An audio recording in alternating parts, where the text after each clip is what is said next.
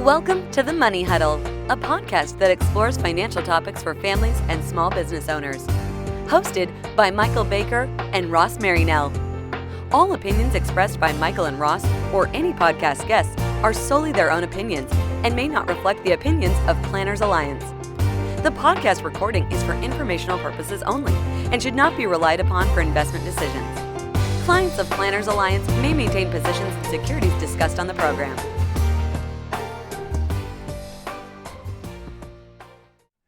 Welcome back to the Money Huddle. My name is Michael Baker, and I'm here with my co-host, Ross Marinell. Ross, how you doing? I'm doing fantastic. How are you doing today, Michael? Doing wonderful. So I don't know if you saw it in the news or not, but I think it's a prudent story considering what we want to talk about today. That's right. The rapper 50 Cent, I think you might have to change his name to 18 Cent because he bought, I don't know if you remember, he bought Mike Tyson's mansion. That's right. Years ago, and he was flossing on them people when he bought that mansion, and he recently sold it, and he sold it for what'd you say, $2 million. So it was originally listed for $18.5 million in 2007. Sold for about $2 million. Sounds like a bargain. So I wonder if he's gonna be able to write that loss. He didn't even get 50 cents on the dollar. We're gonna have to work on his. He's got to change his name. This is it's a good topic today because we have a special guest with us today, and we're joined by Flint Foley with Tristone Group. Flint is a real estate agent in the Charlotte market. And Flint, welcome to the show. Hey, thanks for having me, guys. Yeah, well, glad you could make it today. And so, just to give you a little background, so Flint, you and I have known each other. I was thinking about this morning for almost 10 years. That's right. Which seems crazy. And you've been a real estate agent for that period of time. So, how'd you get started, real quick, in the real estate industry? Oh, since I was a little kid, I mean, I've always been real fascinated with real estate and the investing side specifically. But when the market crashed, back in 07, 08, I got real fascinated in kind of what happened, and I was turning 30 and kind of transitioning in my career and looking for something to really get passionate about, and I really got into the housing crisis, and so just kind of ran with it from here. It's hard to believe it's been almost 10 years. I know. I feel the same way, and I'm excited that you're here today because there's something interesting that's happening in the Charlotte housing market. So Charlotte is one of the markets that has been selected by some of these new online kind of home purchasing, selling companies. They started about a year ago, if I'm not mistaken. I'm talking about some of the companies like OfferPad, Knock, Open Door. What has that? So they're getting going now. What's that process been so far? What are some of the immediate things that you've seen from these online home purchasing firms? Well, I think to kind of rewind just a little bit. I mean, first of all, we're in one of the hottest housing markets in the world. Certainly our country for sure. Charlotte's all over the map. I mean, you've got institutional money that's been pouring into our market for, close to 10 years, really, since the housing crisis. And, people have just seen a market that, has people moving here every single day. It's growing like crazy. Right. And, the end doesn't really appear to be in sight around here. So, that's brought in a lot of, outside influence, a lot of private equity money. You mentioned, OfferPad, Open Door. We haven't talked about Zillow. I mean, there's just a lot of changes that's come in with technology and the way that our world's going to interact, and it's going to impact real estate the same way it has a lot of other industries. Did you just call the top? I think he just called the market top. It's like, hey, there's money's been coming in and it's good and no end in sight. Is that what happened just then? Well, I mean, I think that we have a market here in Charlotte that appears to be growing consistently. There's signs across the country where, there are markets that are slowing down. There's places where people aren't moving there quite the same rate. And so I just think a lot of the indicators in our market make it stable long term. And I think that's where a lot of the money is coming in. It's not that there's, we're just on this run forever, but I do think, as far as money goes, it's a stable environment to invest in.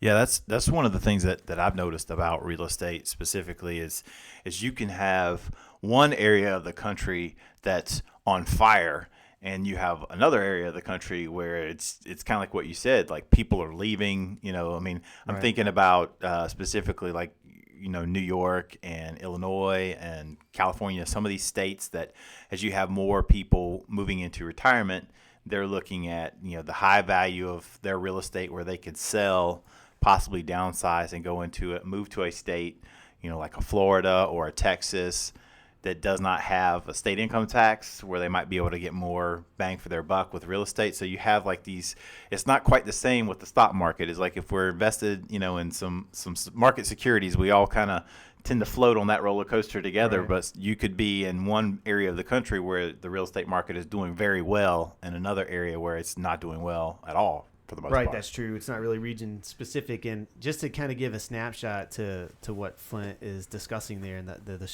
Charlotte housing market. So this is from Carolina MLS. Just going back to 2013, the average Charlotte home sales price was around $217,000. And in 2018, that's grown to just under $300,000.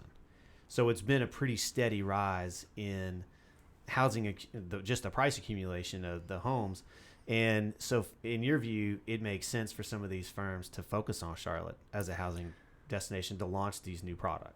Well, you mentioned the stock market. I mean, the housing market is a, multi-trillion-dollar environment. And, what I've heard about a lot of this technology over the last few years is it is a modern-day gold rush. I mean, there's technology is impacting the real estate space in a slew of ways. But, you hear people talk about, people that went out to try to discover gold, and you had, scores of people doing that. But you also had a lot of people that were selling, pickaxes and, supplies and things like that Sure. people were going to need. And people forget, the type of money that those people made. And so you have, well over 95% of home searches are starting online today. So the technology to improve that experience is one of the biggest things that's changing the game of real estate. I mean, that's how a lot of these companies like Zillow and Realtor.com really got their start, is that, quite honestly, they just created websites that were more user-friendly. Right. People could navigate, they could get the information out there, and once they felt like they were armed with it, it was just a better experience. And so, Right. And now they're starting to bolt on other services. So instead of just being a search engine for home sales, now some of these companies are starting to try and tackle, well, can we buy and sell homes? And how does that impact the home market? And so that's kind of what I want to dig in with you a little bit today, because I was reading the Charlotte Observer article from about a year ago saying the companies are selling certainty and freedom from anxiety. So a lot of the utility here is that it's convenient. How would you see that angle being able to penetrate the market some and really get traction? Is the certainty and the freedom from anxiety strong enough pull to get buyers and sellers to use these services? And how does that really affect the transaction? well, when you think about real estate in general, especially investing, I mean, it's all case by case. You have all kinds of different situations. You have foreclosure situations where people are in default. You have situations where people pass away unexpectedly or expectedly, and properties are inherited, or they default to the state and there's money owed. I mean, there's a lot of things that happen naturally in real estate that create opportunities, which is why there's a lot of investors in that space. But look, we all know what it's like to move. I mean, whether that's just a rental property, I mean, moving is stressful for people. And, they say, top 5 things that cause stress are, moving and, dealing with real estate. So It's funny, one of the things we say is in our retirement planning space is you don't get a lot of chances at retirement. You don't get a lot of practice at it. It's not something you do, a few times in your life. You probably are going to retire once. That may be the first time since you were an adult that you didn't have a paycheck coming in. And so there's anxiety and nerves and uncertainty around it.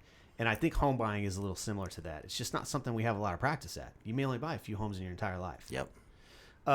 So explain some of the way these companies are functioning. I mean, I'm looking at some of the websites like Open Door and trying to get a sense of how they're operating.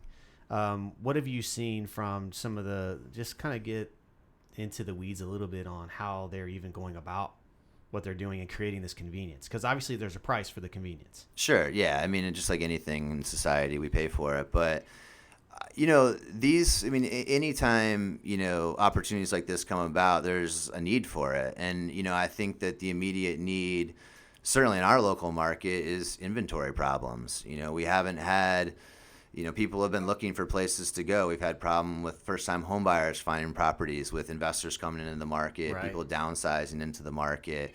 The last year and a half, really 2 to 3 years, depending on the markets you're looking at, it's been very difficult for first-time home buyers to get into the marketplace. That's one of the concerns I wanted to focus in on a little bit today was the new buyers in the area and what kind of effect some of these firms have on just the price appreciation. Because I actually found a listing on OfferPad, and I sort of went and backtracked a little bit to see how that price arc kind of happened. And so this was a home down in Fort Mill, and I saw that it was purchased, I'm assuming by OfferPad, in December for $346,000, and then a month later put back on the market at $370,000. How do you see that affecting some of the home sales prices? Are they reaching too high and probably won't be able to sell those homes? Do you think there's that big of a discrepancy between what they're buying them for and what the eventual sales price is going to be? Well, of course. The one thing about the market is you have buyers and sellers, you have loans associated with it. So there's a lot of natural regulation that's going to take place. Sure.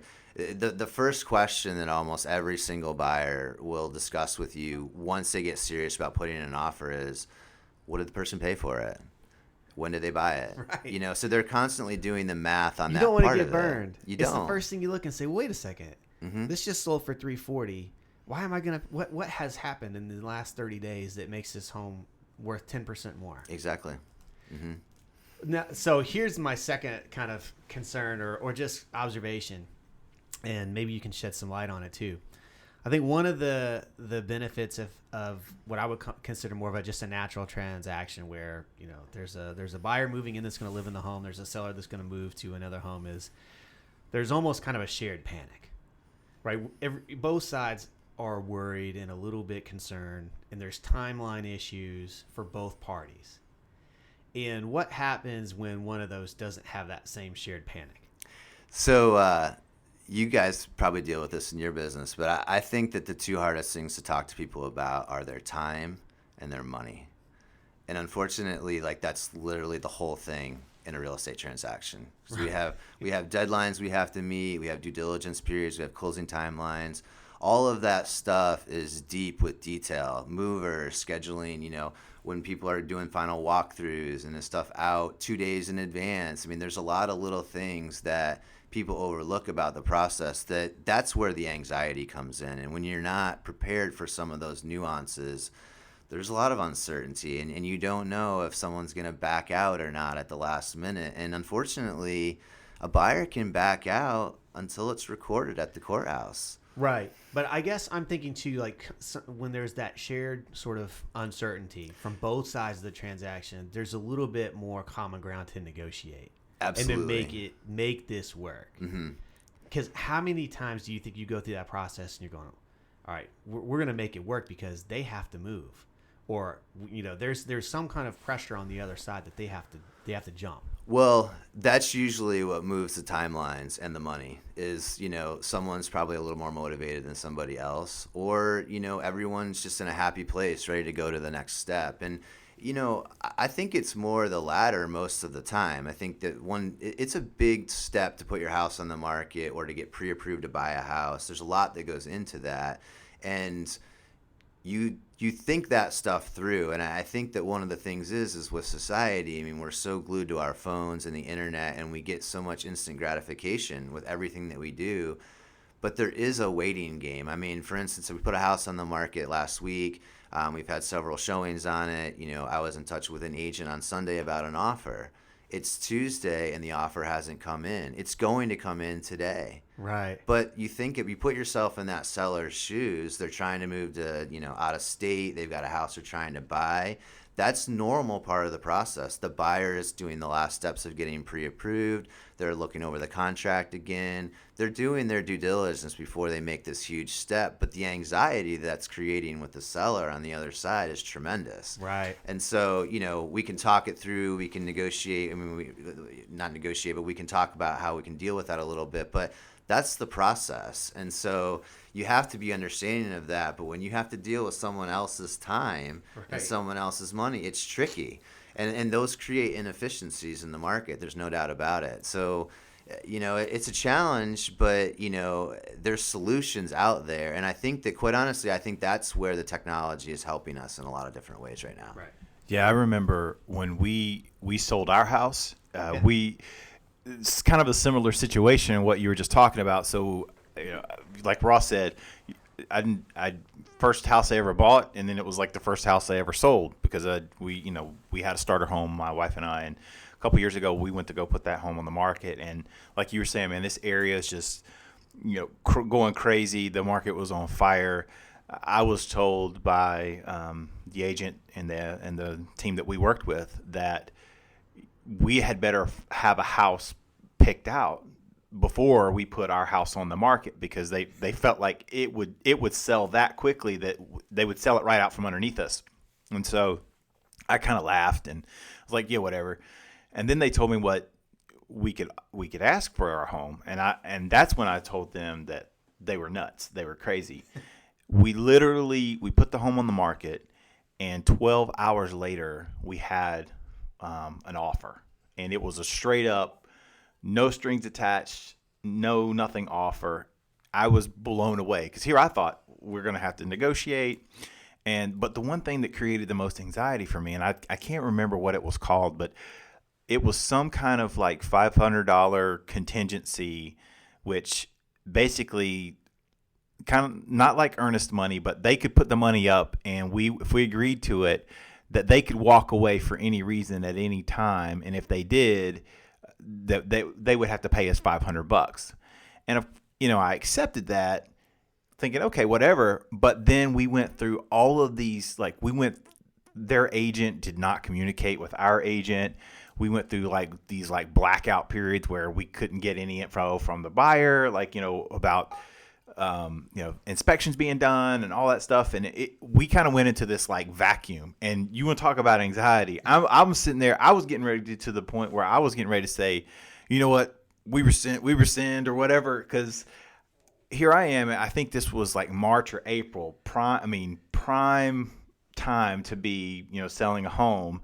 And I'm thinking we're going to be our home's going to be pulled off the market here for, however long. And then they could walk away while we're losing weeks and weeks of time, on the market. But at the end of the day, it all worked out. But I can totally relate to that stress and anxiety that he's talking about, because it's especially when there's no communication between the two sides. I know that you would never be that way. I know that you're going to communicate with your people, but some real estate agents out there, they don't tell you anything. It's just okay, they're on to the next thing. And then you just wait and wait and wait. And you needed to sell your house to OfferPad.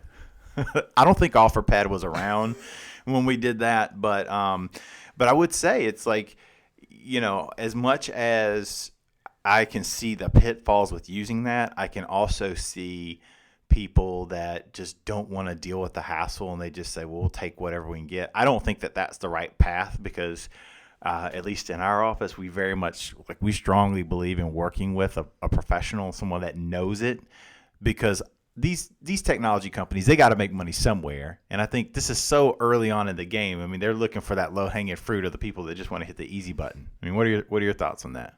Oh, absolutely. I mean, everything you just talked about, Michael, is uncertainty. And the challenge is that we want an answer, in seconds, and certainly minutes or, hours at worst, and then, the idea of getting a home inspection and then getting 2 or 3 contractors to come view the property, or at least even look at the report. And those are a lot of the other things that we haven't talked about. Shortage of labor. We had a huge housing crisis that took away a lot of the labor that we had in this country. It was repurposed in other areas. People started different careers, and now here we are with this boom in housing and development and everything else. We don't have enough contractors to go around. It's a serious problem in our country, and so that creates inefficiencies and challenges on the other side. And so anytime you don't have an immediate answer to a question, your mind just naturally wanders. And I do think that that's where there is a need for some of these companies.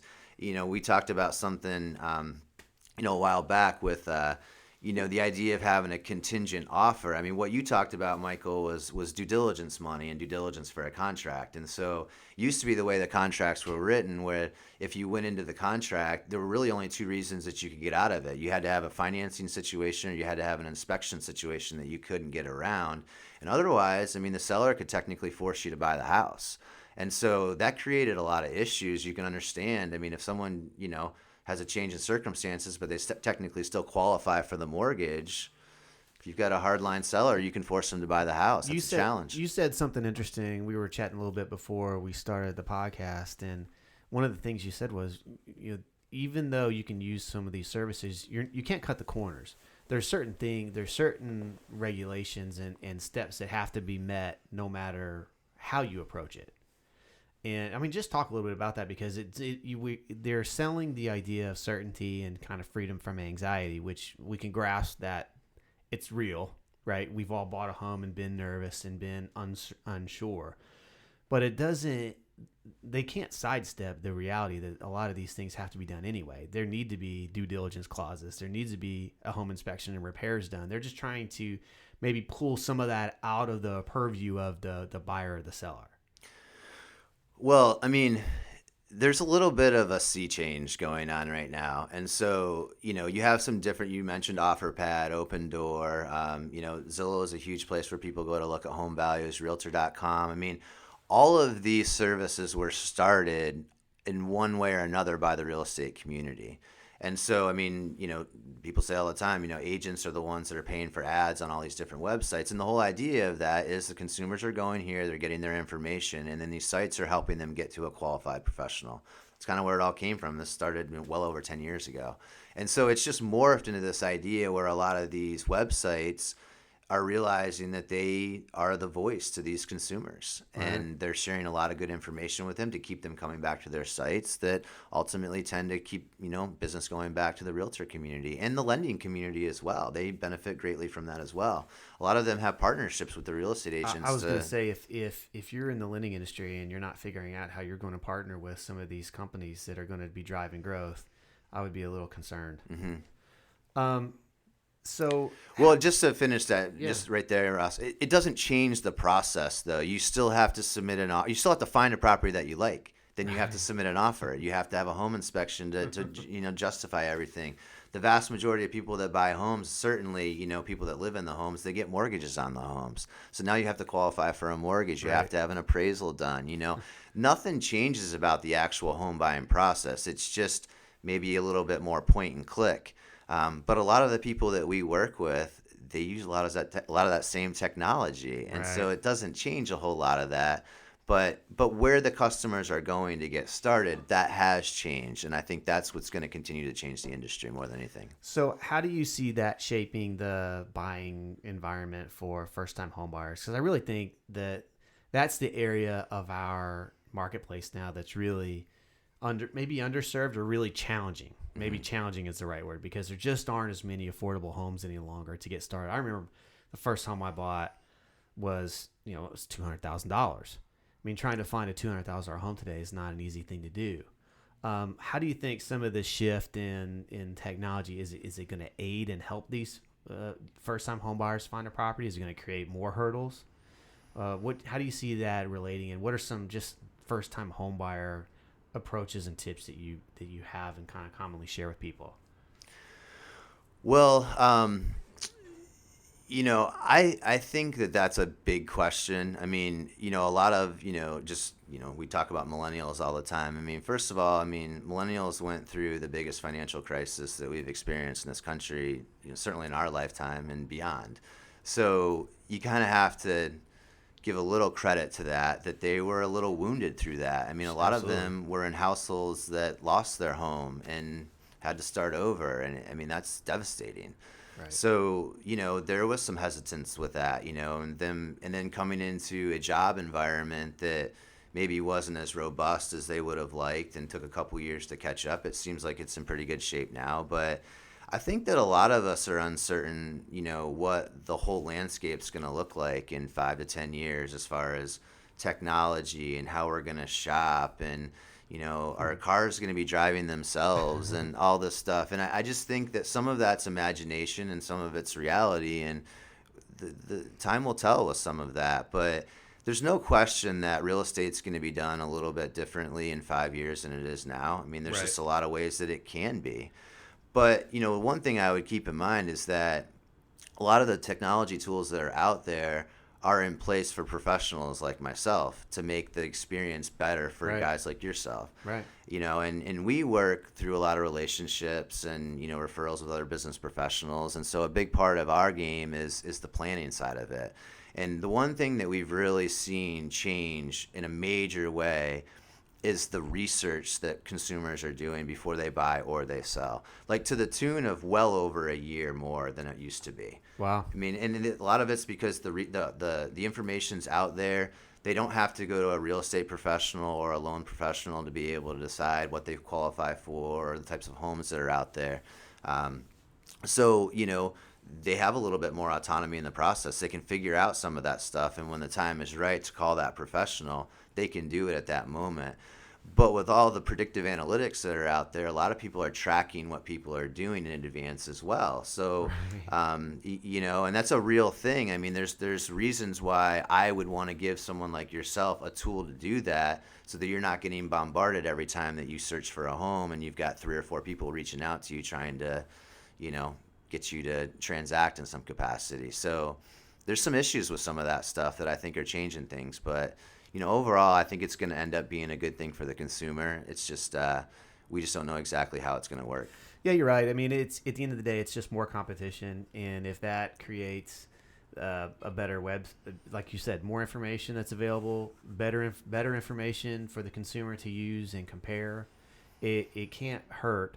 I do think there's this idea that we can alleviate uncertainty and stress that is really, I just don't think it's a process of buying and selling a home and moving that you can eliminate that stress.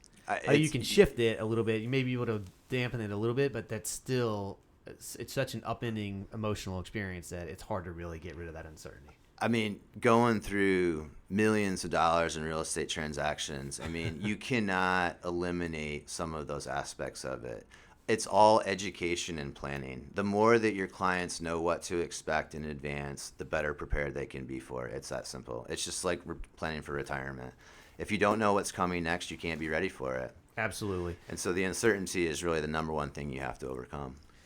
All right. Well, Flint, thanks for sharing a little insight into some of these Yeah, that was awesome. new companies and just kind of the Charlotte housing market in general. So if you'd like to learn more, we encourage you to reach out to Flint Foley at Tristone Realty Group, based in Charlotte, North Carolina.